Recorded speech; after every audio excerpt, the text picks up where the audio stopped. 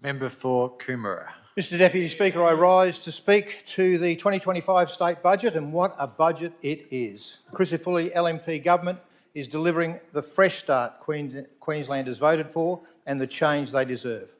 I thank the Treasurer for this, his first budget handed down on Tuesday, a budget that delivers for the people of the Northern Gold Coast. Firstly, detailed planning and design is underway for Stage 2 of the Coomera Connector between Shipper Drive and Uwalpa Road. This is in addition to the completion of Stage 1 North, due to open in its entirety 10 months ahead of time later this year, with Stage 1 Central and Stage 1 South due to open in 2027. Coupled with that planning for Stage 2 of the Coomera Connector, we're progressing planning to fix the nightmare at Exit 54 and the Coomera Town Centre, which includes east-west connector roads north and south of Exit 54 and consideration for an additional M1 interchange, as well as easier access to the new 600-bed Coomera Hospital. Further north at Ormo, planning and design is progressing for the upgrade and duplication of Exit 45 overpass, an overpass that has been a nightmare for local residents for far too long, thanks to Labor's stuck in the slow lane attitude. The good news is that Exit 45 overpass duplication is committed and will be built, with planning progressing to enable construction to commence perhaps as early as 2027-2028 financial year. Other transport and main roads projects have been confirmed in this budget, including the Gold Mine Road upgrade, noise barriers at Coomera Springs and Exit 41, as well as planning for upgrades on Stapleton Jacobs Well Road between Christensen Road and Woolshed Road. This coming Monday, the 732 bus service from Pimpama City to Coomera train station gets an additional bus stop at Halcyon Greens to service that over 50s community of more than 1,000 residents and provide easier public transport access to our aged care facility so that loved ones can be more easily visited by family. It beggars belief that those opposite didn't include the Halcyon Greens bus stop when planning was done, without consultation to service that has been hard fought for, desperately needed and 4 years overdue. Earlier this week I spoke about the millions of dollars of improvements to our local state schools, so won't repeat that here, but a special mention to the new Coomera Special School that's in planning to enhance capacity on the Northern Gold Coast, with the current Coomera State Special School already at capacity. All of this follows 10 years of a failed Labor government that was letting Queensland down, a desperate Labor government that would do and say anything to cling to power. A government that caused a youth crime crisis, a health crisis, a cost of living crisis, and a government that treated your money, the taxes you pay, as their own and didn't tell you the truth about what they were spending it on. We've uncovered tens of billions of dollars in project cost blowouts that could have delivered critical infrastructure desperately needed across Queensland, none more so than in the electorate of Coomera on the Northern Gold Coast, the fastest growing region in Queensland in the 16 years I have been in this place. There is no better example of Labor's deceit than the irresponsible way the Pioneer Burdekin pumped hydro scheme was sold by Labor, a project that would have cost around $37 billion, over 3 times more than Labor told Queenslanders. Under Labor, cost of living skyrocketed with 19.9% increase in power bills, 29% increase in car registration costs, 29.5% increase in transport costs and 79.6% increase in insurance costs. As well, we saw 36% reduction in new home approvals, and housing lot approvals were down 29%. We also have the sad reality that 20,000 of Queenslanders are sleeping rough, and more than 50,000 Queenslanders are on the social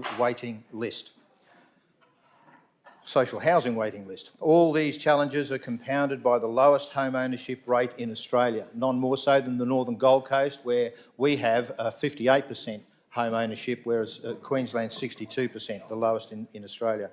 Is it any wonder that Queenslanders voted for the change they deserve and a fresh start?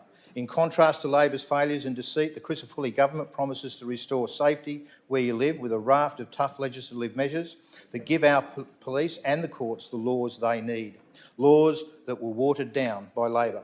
A promise to reinstate health services when and where you need them, with a hospital rescue plan that delivers more beds and a credible plan to deliver them.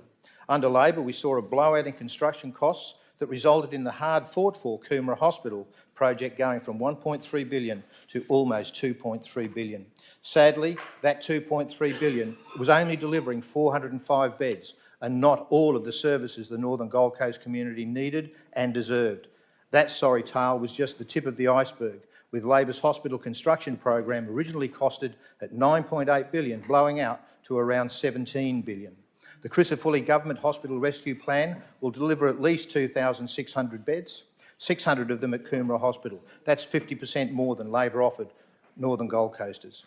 We have listened to Queenslanders who lost loved ones because ambulances didn't arrive on time or were ramped outside hospitals, just metres from the care they so desperately needed. We have listened to Queenslanders left waiting far too long for life-changing surgery, some now permanently impaired because of those delays.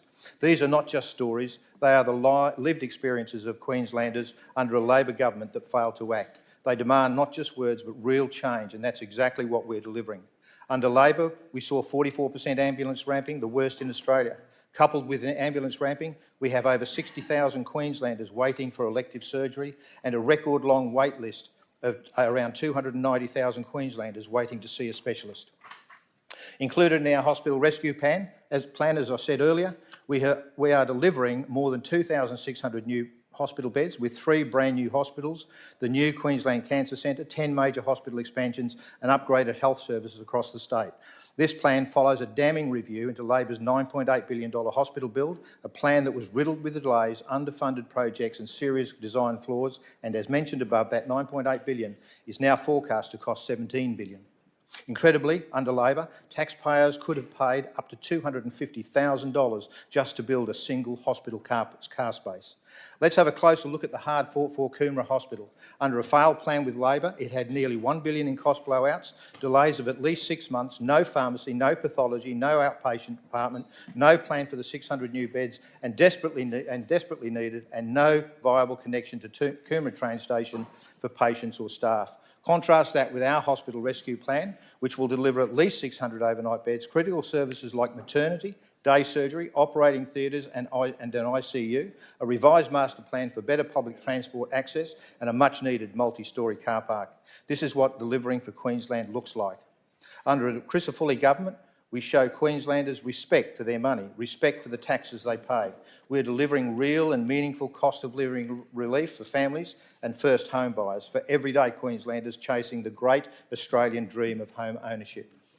That's why we've extended the $30,000 first home owner grant for another year through to June 30th, 2026. Under the former Labor government, this grant was due to expire at the end of the month, shutting the door on thousands of Queenslanders looking to break into the housing market. We're keeping that door open. After a decade of Labor's housing crisis, we're taking bold action to fix what they failed to do. We're kickstarting new residential development, abolishing stamp duty for first home buyers, building new homes and rolling out social and community housing across the state.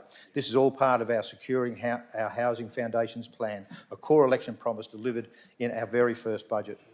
We're also locking in a 20% uplift in funding for specialist homelessness services, a $208.9 million commitment indexed annually through to 27-28.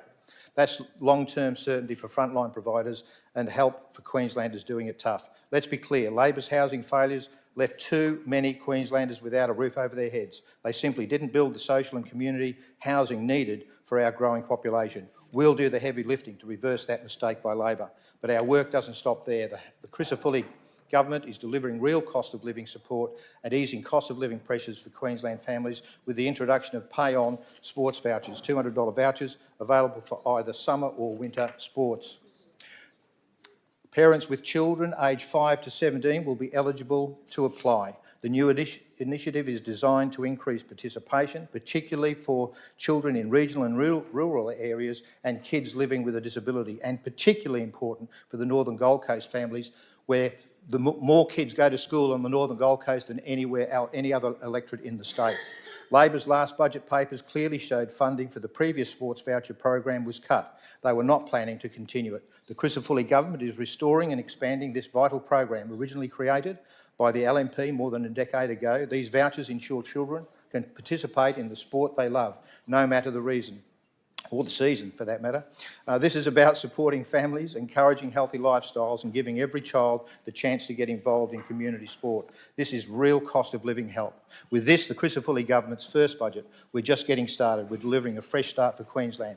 Mr Acting Speaker, the Speaker has reviewed and approved the remainder of my speech on the budget for incorporation. As such, I ask that the remainder of my speech be incorporated into the record of proceedings.